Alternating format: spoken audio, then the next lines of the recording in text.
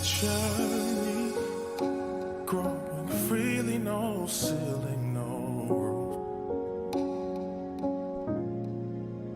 Going deep with no stones to entangle my roots like they do. Waking up tired and waiting for the horizon to appear. Remind me this work is all for love again. Looking ahead, I see hope in the sky. Give me access and I won't be denied. I won't let go, just hold tight to my hand.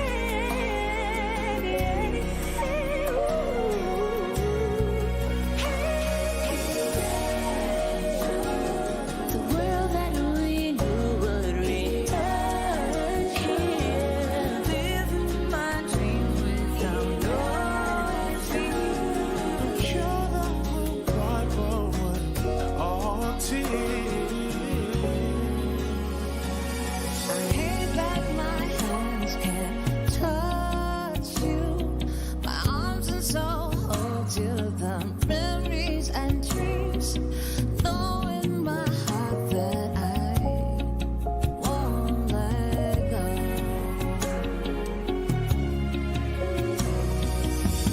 Misery every day, hard to be unafraid. Everything is not the same no more. Policies stay the same.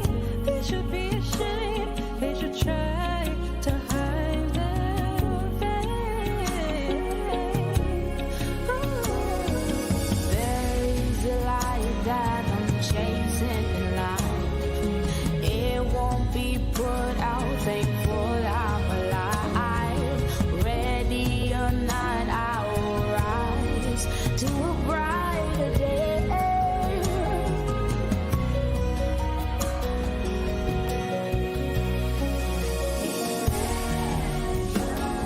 A world without wars that divide. Grateful for all of them. The International Festival of Arts and Ideas is created and produced on the traditional lands of the Mohegan, Mashantucket Pequot, Eastern Pequot, Scotticoke, Golden Hill Paugussett, Niantic, and the Quinnipiac, in the land we all call home, Connecticut. We hope that from wherever you are, you take a moment to acknowledge and honor the native people whose land you are on and the history of the place you are in. The International Festival of Arts and Ideas stands in solidarity with Black and Brown communities and other groups who are targeted and abused by unjust systems of oppression. We support all movements working to decenter white voices and dismantle white supremacy. We are actively seeking to dismantle systemic racism, and we raise our voices with those in our community who are already engaged in this vital work. We commit to working alongside you to create transformative change in New Haven and in our global community.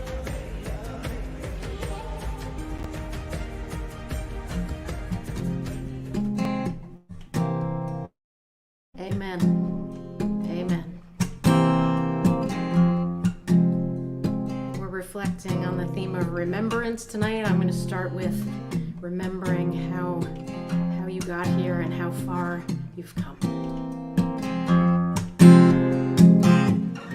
I was gonna be a New York Yankee number 9, protect the left field from the third baseline. Summer green grass chasing fly balls, grandmothers giving careful porcelain dolls.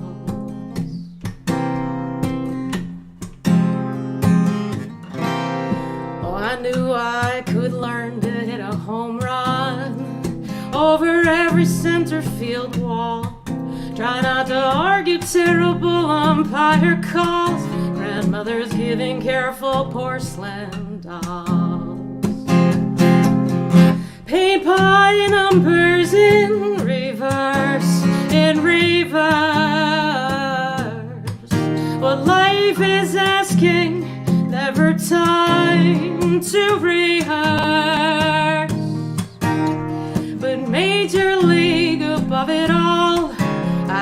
no time to be a careful porcelain doll.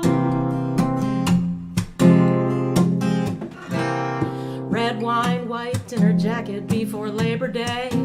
Silver candlesticks all in their rightful place. In a long white dress, waltzing in a rented hall, smiling like a careful porcelain doll.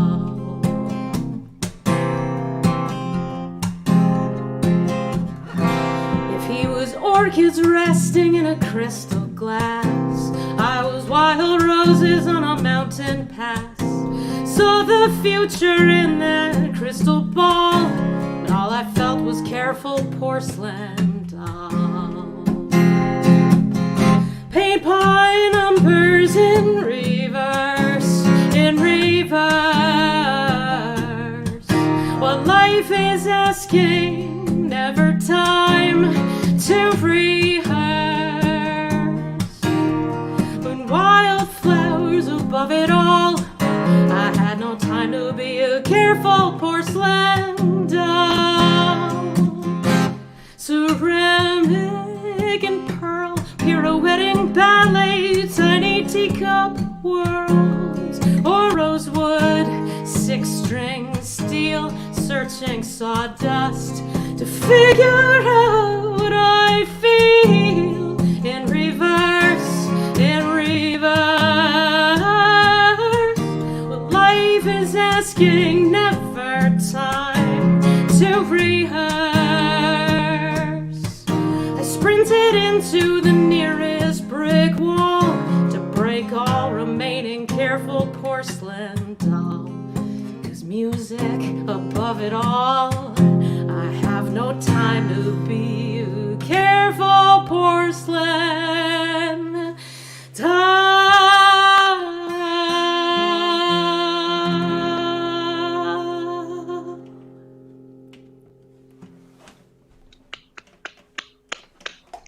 Thank you, and welcome everyone. That was the wonderful Lara Herscovitch, a modern American troubadour.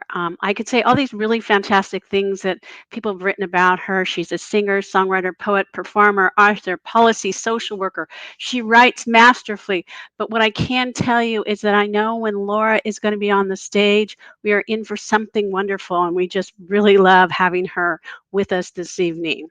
I am now going to turn this over to Michelle Peralta.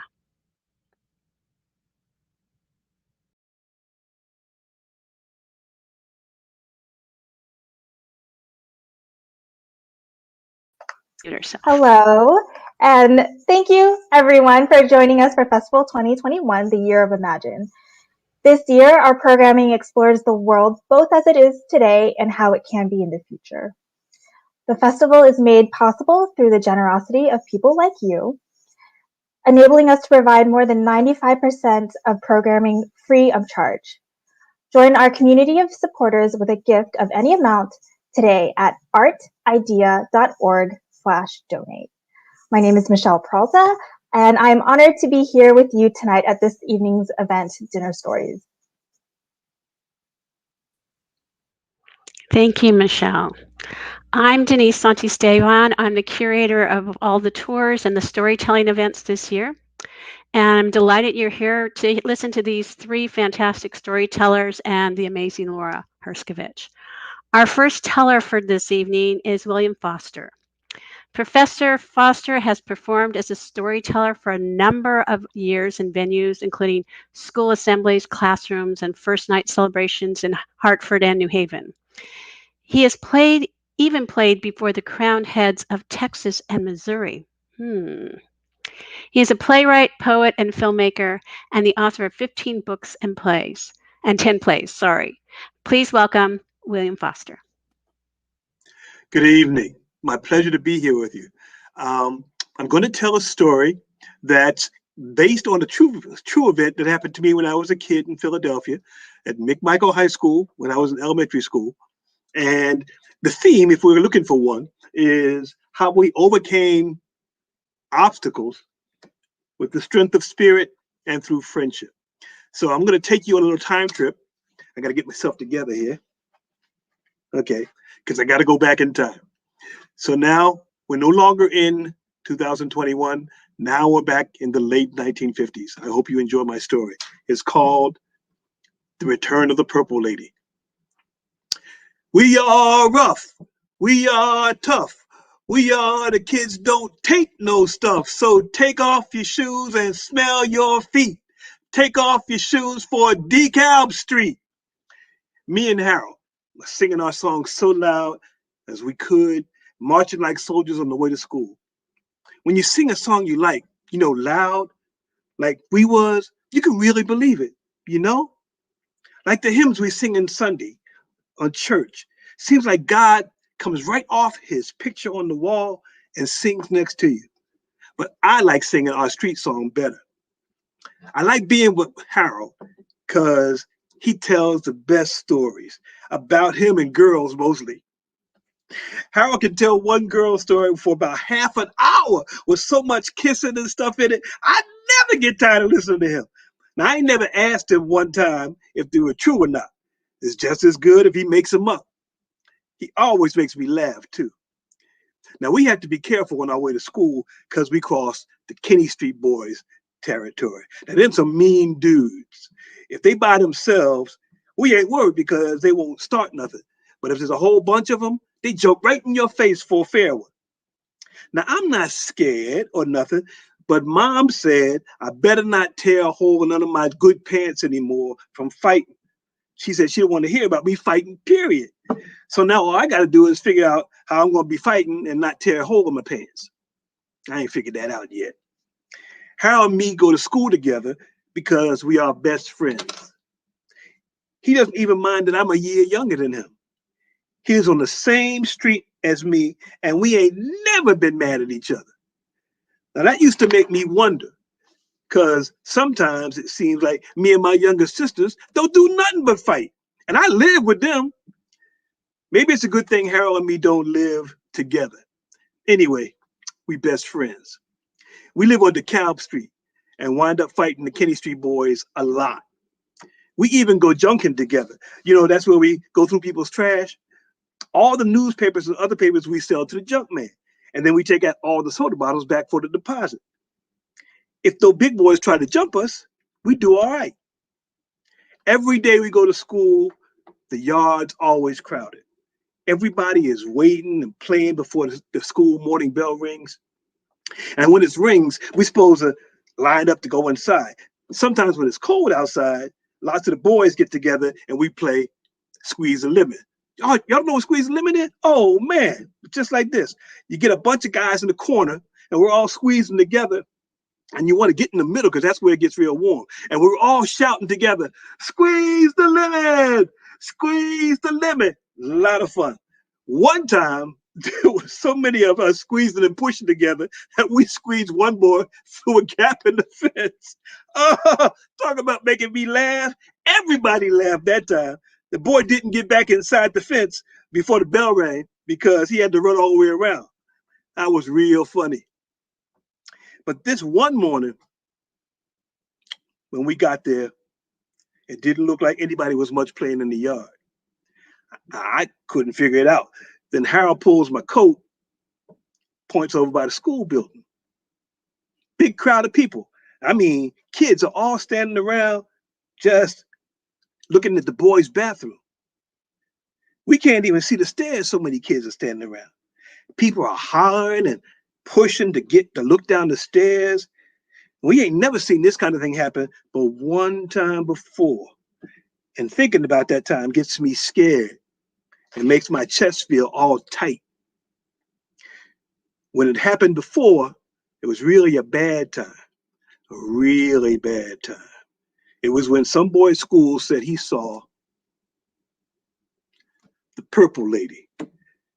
I remember it all started around the end of school one day when everybody was getting ready to leave to go home. There was nothing left to do except fold your hands on top of your books on your desk while you're waiting for the bell to ring. The teacher had gone next door just a minute. Some of the kids in my class were lying with their heads down on their books on the desk. The classroom door was open. It's always open that time of day. So if the class was quiet, sort of, you could kind of hear what was going on in some of the other rooms. Now, I was kind of half listening, and half resting that day when I hear this real loud scream. I remember I jerked my head up and that everybody in the class shut up. I guess we were all surprised to hear somebody scream in school. After that, we could hear somebody crying somewhere, like they was really scared. It was so quiet, we could hear it plain. The teachers were asking whatever was going on, what was the matter. And when teachers come into the hall to see what was making the noise, now we're all talking so hard because us kids, we want to hear what's going on. Now everybody in the class is talking kind of nervous because now it's time to go home and it's like something really bad is going to happen. I kept wishing the bell would hurry up and ring so we could go home even more than I usually do. I had this tight feeling, like down there, like when you have to go to the bathroom real bad. I knew I was going to be all right when we got outside, but waiting was like doing me in right then. Finally, the bell rings. Everybody runs to get out of there before what's going to happen happens. Outside in the sunlight, things don't feel as bad as in the dark hallways of the school, but my stomach still feels kind of funny and jumpy.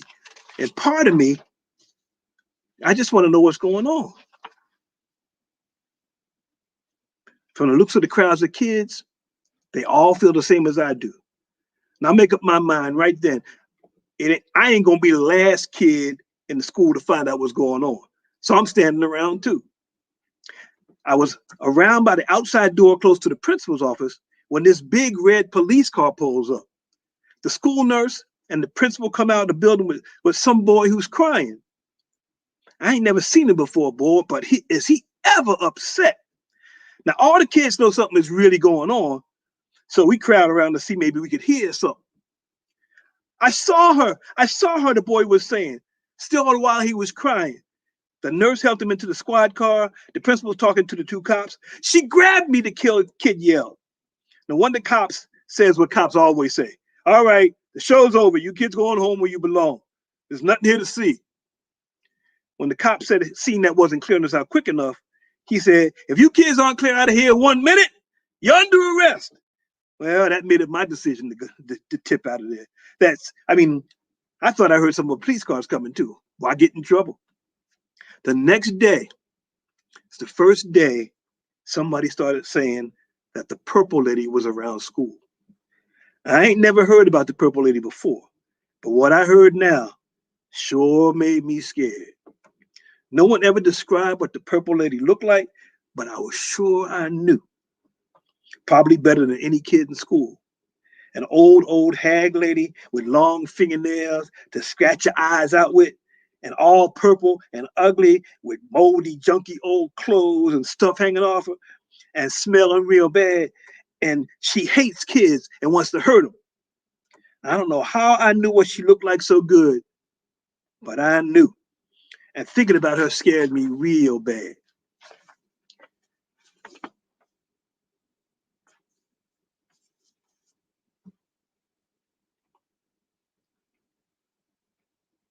But all the kids were standing around talking about how this purple lady scared this boy, tried to grab him after school. Some talking real mean, like they wasn't afraid. Boys mostly, who thought they was real tough. Yeah.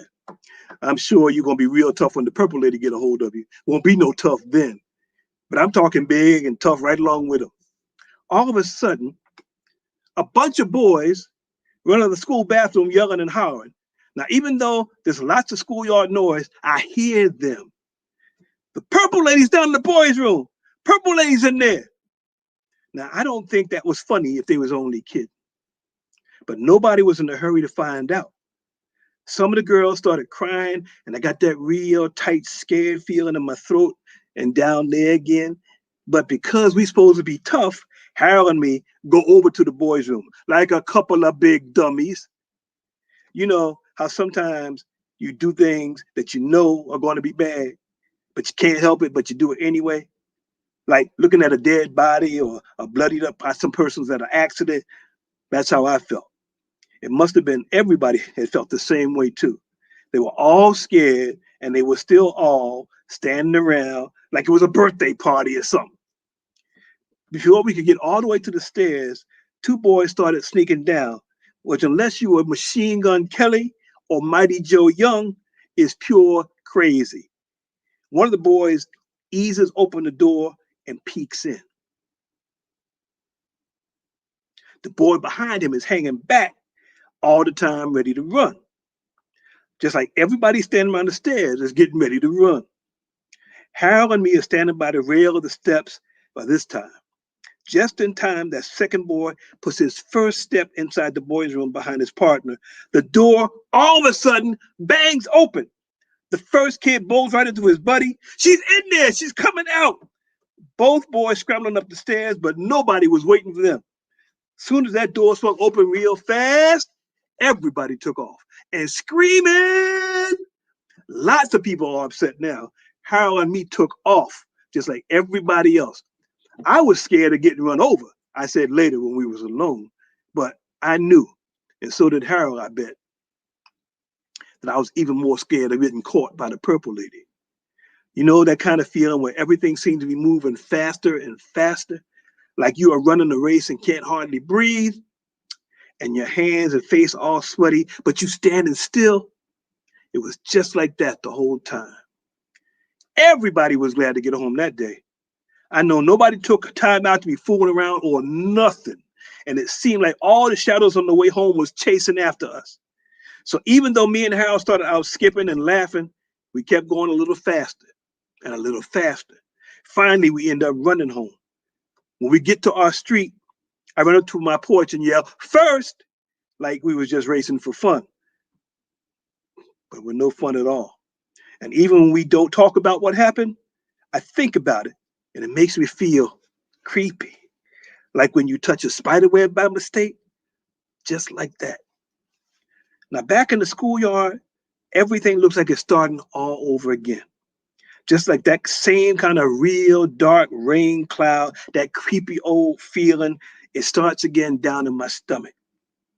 Harold and me look at each other and real slow like we can't help ourselves, like two big dummies, we start to go over to see what's happening. But all of a sudden, I don't want to be scared no more. I'm thinking, no, I'm not going to be scared no more. I don't like it. I'm not going to do it. I stop walking and grab Harold's coat sleeve. He looks at me kind of surprised. I stop walking. I wait until I can breathe again, taking deep breaths. And work on getting myself together.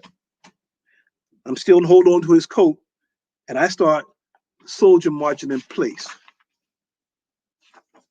And I start to sing. I can't make my voice go real loud, fighting back that scared part of me, but I'm mad, and I can push back the scared. I ain't letting no purple lady scare me no more. I feel like I'm crying. I sing. We are rough. We are tough. I'm marching and singing. We are the boys don't take no stuff. So take off your shoes and smell your feet. That wasn't me that time. That was Harold. He was catching on with me and singing just as loud. Take off your shoes for DeKalb Street.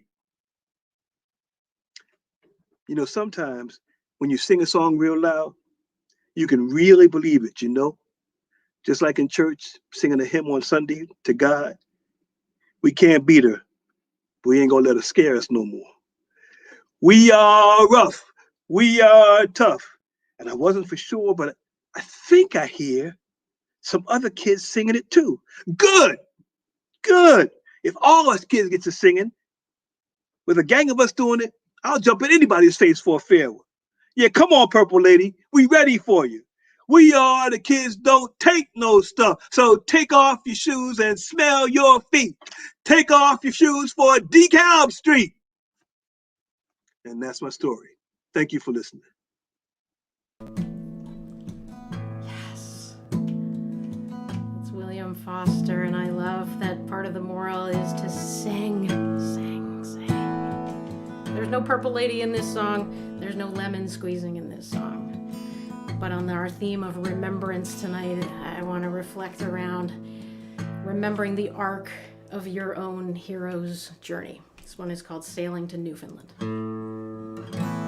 From DeKalb Street to Newfoundland. You have to get to the water first. It's a little complicated, basically. All right, here we go. You heard the call of the ocean, where the wind and waves conspire their secrets, everything they will save. Packed up your questions and pushed off the shore, drifted into the mist, searching for so much more. The harvest moon on the rise, hang on tight. Gonna be a hell of a ride. Come on, step aboard, begin. Wait for the moment the sails catch the wind. Where you're going takes the helm from where you have been, sailing to Newfoundland.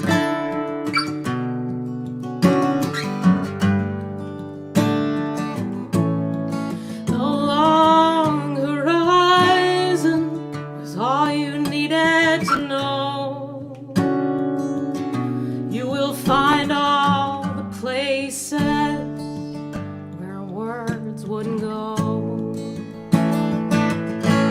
Unfurling the sails, untangling the ropes, the ocean will lift you as you lift your hope. Some friends cut the anchor, some sharpen the steel. Let the albatross go, take turns at the wheel. The harvest moon on the rise, hang on tight. Gonna be a hell of a ride.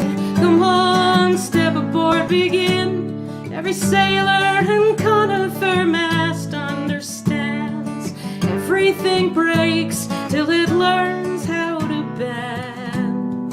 There will be lightning, hurricanes, all the risks you'll have to take.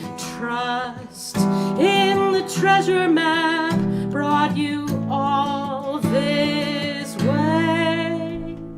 The signal lamp lit and the stars are alright. The future breaks open just like the green and golden sky, with the harvest moon on the rise. Hang on tight. This is the ride of your life. Come on, step aboard, begin. Know the northern lights will welcome you in, 'cause you don't want to wonder all that could have been. Sailing to Newfoundland, oh Newfoundland, and back again. From DeKalb Street, I know you can sing there at home. Please sing right now. Here we go. Ooh.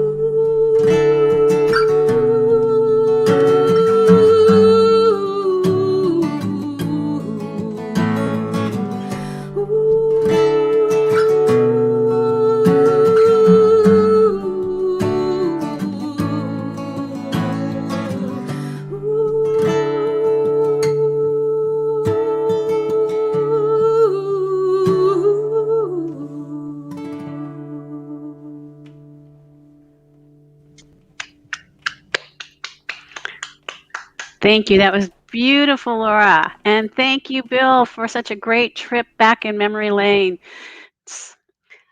Our next teller is Carol Birch.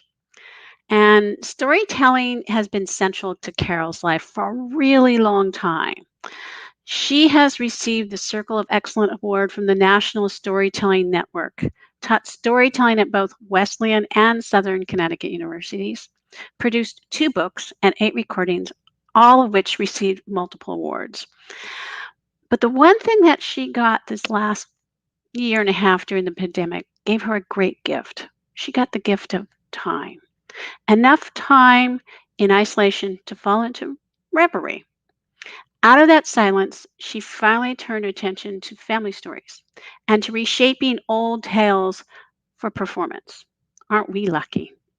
Tonight, she'll be telling us one of those, Icarus Revisited. Carol. Thank you so much. Oh, this is a rich evening already. And I was thinking about DeKalb Street and treasure that Laura's singing about, and how we all are on our own little hero's quest, but how we often think we know where a story begins. And yet there are 1,000 steps that lead to every joy, and certainly to each sorrow. This is an ancient story. It's set in Crete. Father and a son are trapped within a maze. This is not the beginning of their story. No, it's merely where we come in. The boy, Icarus, chews his lip and thinks, did my old man's best thinking get us here, locked within walls he designed, a maze? A maze? Ha! More like a hell of dead ends. This won't be my dead end. Maybe his. It's in his name. Daedalus. But I am young and I will be free. Papa, I'm young. I will be free. I will not die here. And the papa says, hush. Let me think. Boy says, old man thinks, I search. He's not that smart. There's got to be a way to be free from dripping water. We suck off walls, away from damp and chill and stone. You mark my words. One day I'll revel in the sun, and I will ride the rhythmic waves of the sea. And those unforeseen joys and sorrows, they just keep leaning toward unimaginable tomorrows, until finally one day, Daedalus says, I know how we'll go. Birds fly, and so will we. Find birds, find feathers, find bees and their wax. Because Daedalus is smart and he's wise. He fashions wings for both of them. Oh, it takes time. But then one day, they fly over a maze that, seen from above, is a hell of dead ends. Over walls and towers, soldier ants parading below. Beyond their spears and cried alarms, they fly into silence. The silence of air. The silence of thrumming wings, the sweet warmth of sun again, the joy of updraft and soaring and space. The father calls out, son, son, you are my son. Beware, there's danger in that searing orb. Don't fly too high, the wax that holds each feather in place just so. No, don't fly too low, the weight of water. Whoa! The boy roars. He swoops down, spins round, calls out, catch me if you can, old man. Papa frowns. Boy roars, more celebration sounds, and up he goes, thinking, old man, always playing safe. So sad to fly above the water and sand when he could soar, and up he goes, and he flies to sun.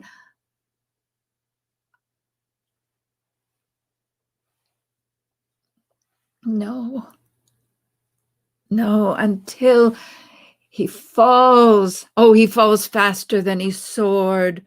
Oh, he spins. Flapping arms propel no air, no updraft, no form. His scream rents air from sun to sea. And the rhythmic waves swallow his final word.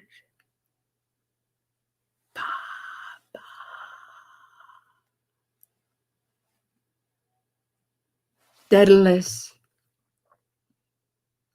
named the sea, the Icarian Sea, for his son.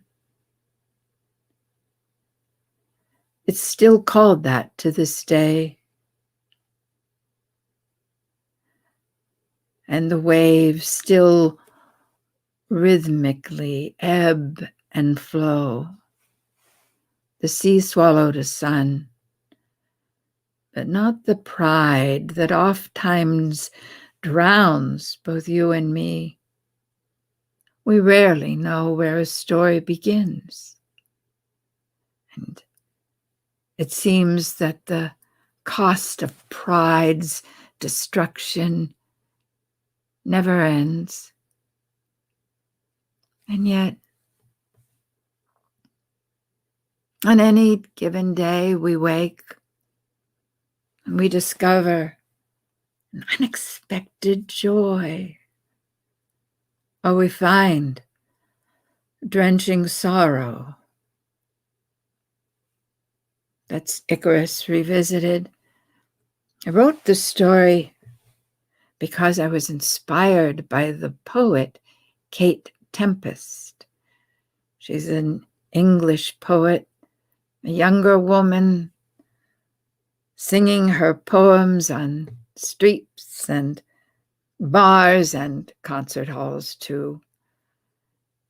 I was so inspired by her version of Icarus and Daedalus, I decided to write mine. And it took a while. Hers is in rap, and that's not my vernacular. And it took a while to find my voice. But when I did, I was so glad, because after I wrote this story, I was finally able to tell a story about my dad. And I think the one had to come before the other would come. I hope you enjoyed it. I'm so honored to be here. Thank you, Bill and Laura. Thank you, Denise. Good night. Yes. Carol Birch. Now I want to hear the next one. Another lesson from the sun. There's the thread of sunshine between us now.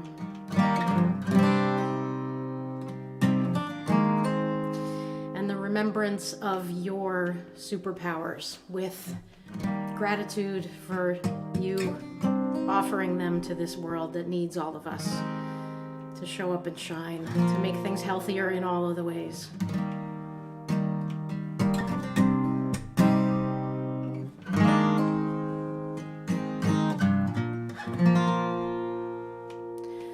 She says she used to love the way they all rely on her. Lately feels more obligation than she prefers. Round and round, round, same circle every day. Isn't reimbursed 93 million miles each way.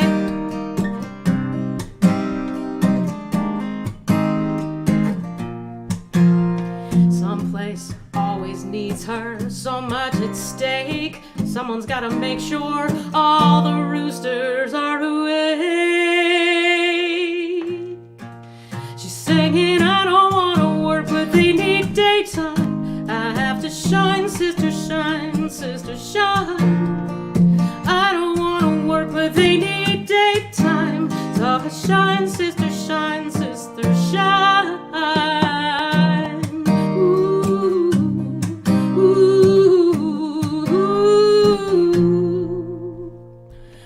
Start a new career, got some interviews. The clouds always covered for her, eclipses too. 5 billion-year background on her resume. She lives in the Milky Way, but is willing to relocate.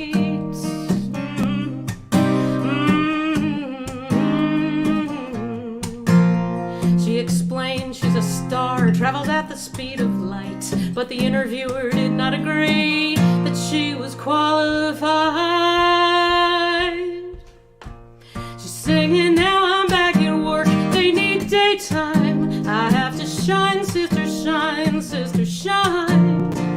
I don't want to work, but they need daytime. So I shine, sister, shine, sister, shine. Ooh, ooh, ooh. Then she remembered lilac, lemongrass, honeybees, apple pie, butterflies, jasmine tea, falling leaves, evergreen, smooth river stones, front porch laughter, and the silence of the snow. Warming baby porcupines still fit like a glove. Then they named a flower after her. She was in love. She could finally see that what she does is who she's born to be. She's singing, I can't wait to work, they need daytime. I get to shine, sister, shine, sister, shine. Without me, it would just be nighttime. So I shine, sister, shine, sister, shine. Ooh, ooh, ooh, ooh,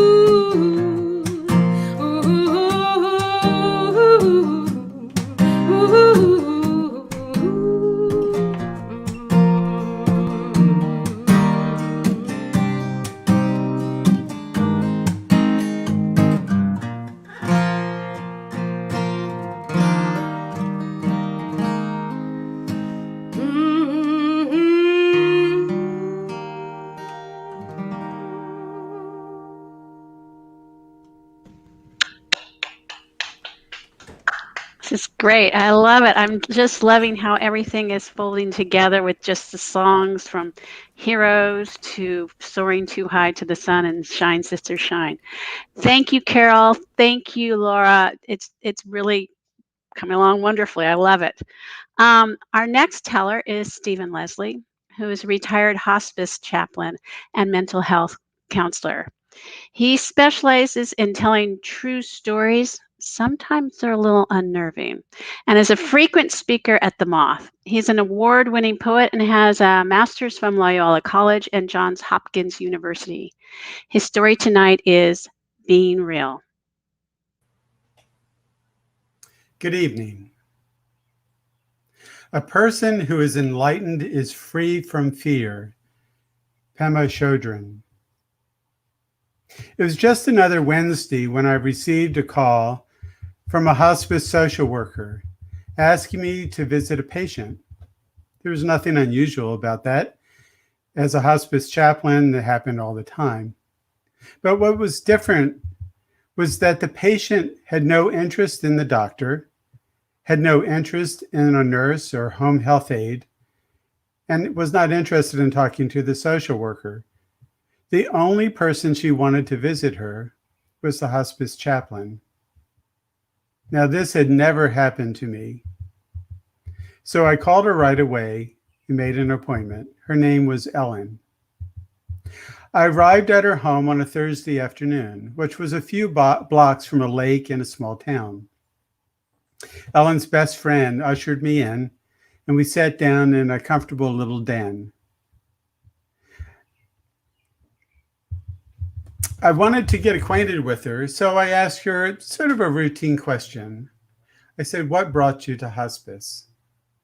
She said, "A few days ago, I was having a lot of trouble breathing, and I called my best friend, and she took me to the emergency room. When I got there, the doctor said, 'When was the last time were at a doctor's visit?' And she had to think for a moment. She said 37 years ago. The doctor was floored.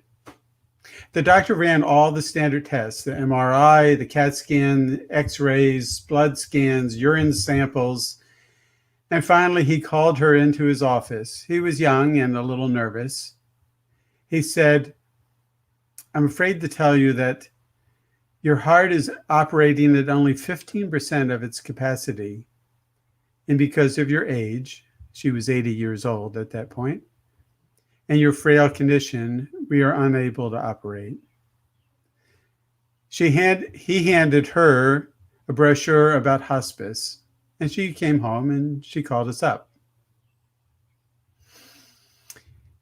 Then she inched forward and she looked at me very intensely. And she said, "So I'm about to die, and I want to know where it is I am going." Now I sat quiet for a moment, just sort of taking in the whole situation. I could see that she was a very genuine, authentic person. She wanted to be real. She didn't want any theology or philosophy. She wanted an honest, genuine, authentic answer. So I looked at her very closely and I gazed into her eyes and I said, "I don't know where you're going because I haven't died yet." And with that, she started laughing and laughing. And we immediately hit it off. That somehow was the perfect answer for her. So that opened up a whole field of discussion. We talked about death, and we talked about heaven and hell, reincarnation, and we talked about the possibility that you are just go into oblivion and there's nothing that precedes life. We talked very freely and openly with each other, not holding anything back, no judgments, no corrections, just listening and connecting with each other. And then once again, she got to the edge of her chair and she looked me in the eye again. She said, "There's 4 things I want you to know about me. The first thing is that when I was 18 years old, I ran away from home and I joined the circus, and I became a specialist in the trapeze and the high wire." Now, that surprised me. I did not expect that at all. "The second thing I want you to know about me," she said, "is that at the age of 60 years old, I fell in love for the very first time with a man who was 50 years old, 10 years younger than myself. We got married and we had a lovely, wonderful marriage. But at the age of 60, 10 years later, at the age of 60, he passed away. He had a massive heart attack and he died." The next and final thing I want you to know about me is that at the age of 75, I decided to adopt a troubled, mixed-race teenager who was involved with drugs and gangs. And I raised her to be an amazing, wonderful woman. We talked for a little while after that. And then she stood up and said she needed to rest. And we shook hands. And she said, looked at me very closely, and she said, "This is one of the most amazing conversations I've ever had in my life. Thank you very much." And I was very touched by that and very pleased. All that happened on a Thursday. On Monday morning, I got a call from her best friend, and she wanted to tell me that Ellen had died. And I asked her to tell me more details. What happened? She said Ellen's daughter, adopted daughter, had come to pick her up on Saturday and took her for a walk around the lake and placed her in a wheelchair so she could push her around. And when they got to the lake, her daughter took a picture of her mother and then was looking down and adjusting the camera so that she could see the picture because her eyesight was not so good. And when she looked back up, her mother had slumped in the chair and had quietly passed away.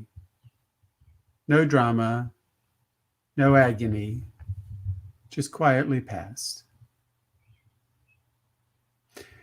But Ellen had another surprise in store for me. Her best friend said, Ellen has decided that she wanted you to do her funeral, wanted you to officiate at her funeral. I was quite surprised by that. We only knew each other for an hour and a half, but of course I said yes. On the day of the funeral, because it was a small town, she was an elderly lady, most of her family had passed. I did not expect much of a crowd, maybe 10 or 12 people. But when I got to the funeral home, there were 75 people there, and it was standing room only. I was sort of surprised at that. Okay, so I got up to the podium, and then I looked out at the audience, and this was Ellen's last surprise. To my left, half of the auditorium was full of women wearing very plain dresses with bonnets, and men with black beards and all dressed in black. They were either Amish or Mennonite. Okay. And then I looked to the right side of the auditorium, and the hall was filled with Buddhist monks with shaved heads and crimson robes. It's like, what is going on here? This is so, visually, it was so amazing. And I was given that gift of being able to officiate her funeral. And this story has stayed with me for many, many years. And as I was writing this story, as I was developing this story, I was trying to understand, what is it about this that was so striking? And I think I suddenly realized as I was developing this story what it was. From the beginning, when she was first told she was terminally ill, all the way through, she never complained, had no fear, no depression, no anger, no resistance, a full acceptance of everything that happened. Now, I had been with hospice for 8 years, and I'd been with many, many people who were in terror and fear and depression and anger, and we worked through all of that. But this is the first and only time I'd ever been with someone who was absolutely fearless.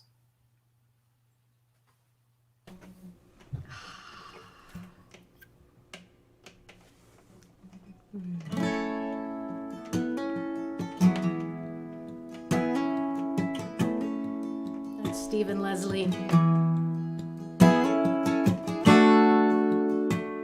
And it's my job to conclude. I wasn't planning on playing this one, but it feels like the right one after Stephen's story. In Ellen's memory, and in the memory of all those we've lost this past year and a half, especially to those of you who lost loved ones and weren't able to hold their hands when they passed. So my final song, Remembrance, is pointing toward remembrance of spirit and soul as we rush to reemerge. I'm working hard to take a lot of deep breaths and learn the lessons that are there to be learned. This one is called From a Dream. It starts with a traditional song entitled Dona Nobis Pacem, which means grant us peace or bring us peace. So I'll send it out to Ellen as well. Also, with so much gratitude to everyone at the International Festival of Arts and Ideas, Denise and Bree and Tiffany and Michelle and everyone else. It's a big group, and I'm honored to be a small part of it.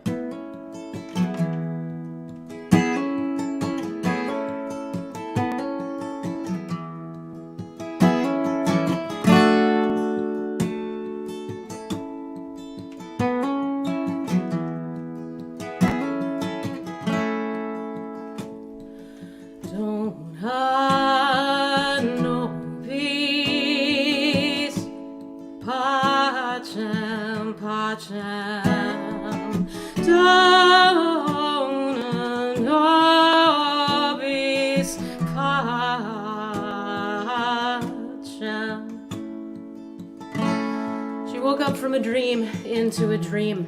And in that dream, a little child sitting off in the distance on a wooden bench in the fog, a little lonely, but everything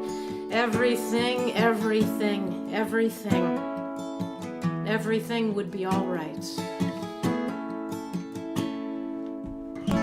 And the time, while the child sat wondering, sometimes waiting but not knowing what for. The mountain laurel bloomed white and pink as the strawberry moon shining lights onto a path to tomorrow. A spider crawled up and onto the page as if to say, this dream, your dream, is here, right now, with me, with the child waiting in the fog, wondering, a little lonely, but everything would be all right. The spider stood still and then went out into the day, into all that wilderness and all that wondering with the child in the fog, waking up from a dream into a dream.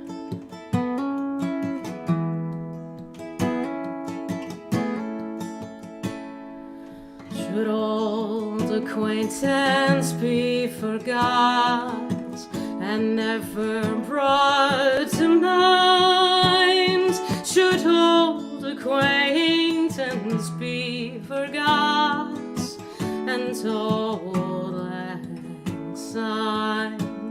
For old lang syne, my dear, for old lang syne, we'll take a cup of kindness yet for old lang syne.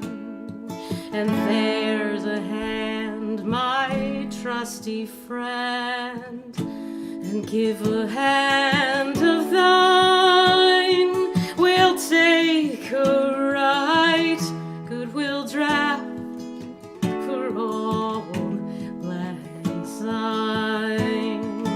Donna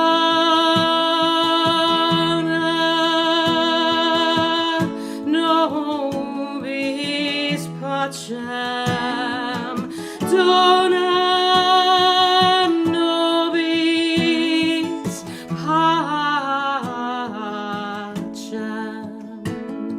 We'll take a cup of kindness yet for all lang syne.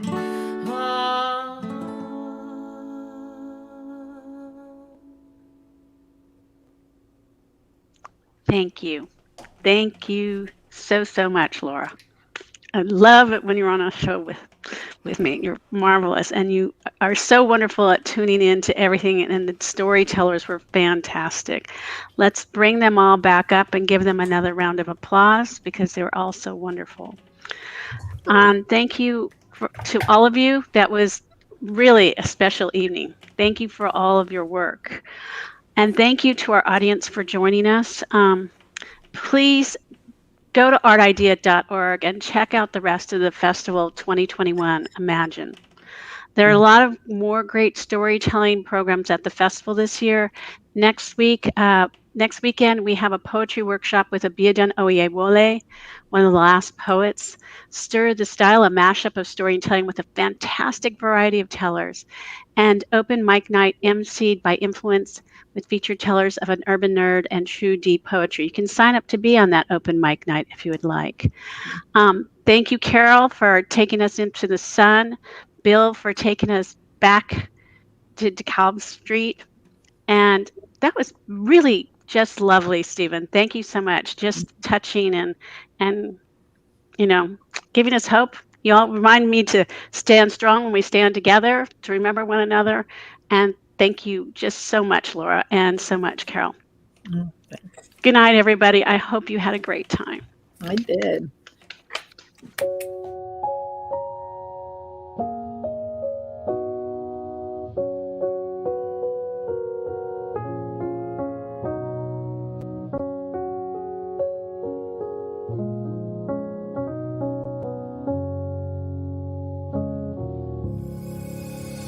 Picture